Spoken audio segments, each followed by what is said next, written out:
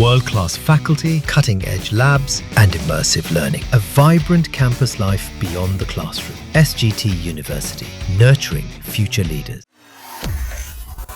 केंद्र सरकार ने किसानों और रेलवे से जुड़े 6 बड़े फैसले लिए। पीएम किसान संपदा योजना के लिए 1920 करोड़ रुपए के अतिरिक्त व्यय समेत 6,520 करोड़ रुपए के खर्च की मंजूरी दी गई। ये निर्णय 15वें वित्त आयोग से दौरान इस योजना के प्रभावी क्रियान्वयन को ध्यान में रखते हुए लिया गया है। सरकार ने राष्ट्रीय सहकारी विकास निगम को 2,000 करोड़ रुपए के वित्तीय समर्थन की मंजूरी दे दी है। इससे संगठन को कर्ज देने के लिए अधिक कोष जुटाने में मदद मिलेगी। पीएम किसान संपदा योजना की कुल राशि में से 1,000 करोड़ 2 प्रमुख योजनाओं में खर्च होंगे।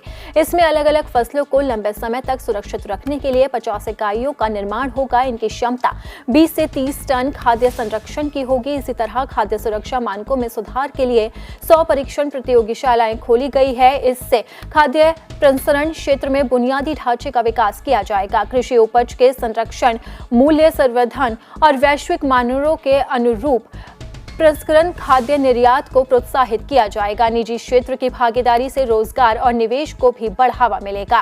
सहकारी समितियों को आत्मनिर्भर बनाने की पहल करते हुए केंद्र सरकार ने राष्ट्रीय सहकारी विकास निगम को 25-26 से 28-29 तक 4 सालों के लिए 2,000 करोड़ रुपए की अनुदान सहायता योजना को मंजूरी दे दी है। इसके तहत निगम को हर साल 500 करोड़ रुपए की सहायता दी जाएगी। इसके आधार पर वो बाजार से 20,000 करोड़ रुपए जुटा सकेंगे। इस पैसे का इस्तेमाल सहकारी समितियों को नई परियोजनाएं शुरू करने, संयंत्रों के विस्तार, तकनीकी उन्नयन और कार्यशील पूंजी के लिए कर्ज देने में किया जाएगा। सरकार की इस योजना से देश भर की 13,288 सहकारी समितियां लाभान्वित होंगी, जिनमें करीब 2 करोड़ 90 लाख सदस्य हैं।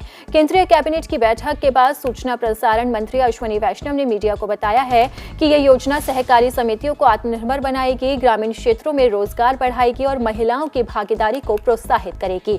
साथ ही किसानों और ग्रामीण अर्थव्यवस्थाओं को मजबूती मिलेगी। महिलाओं और श्रमिकों के नेतृत्व वाली समितियों को भी इस योजना से मदद मिलेगी। परियोजना की निगरानी, ऋण वितरण और वसूली की जिम्मेदारी एनसीडीसी की होगी। जरूरत के अनुसार वो राज्य सरकारों के जरिए सीधे सहकारी समितियों को ऋण देंगे। देश में 8.25 लाख सहकारी समितियां हैं, जिनके 29 करोड़ से ज्यादा सदस्य हैं। इनमें 94% किसान हैं। ये योजना उनके लिए आर्थिक विकास का बड़ा साधन बन सकती है।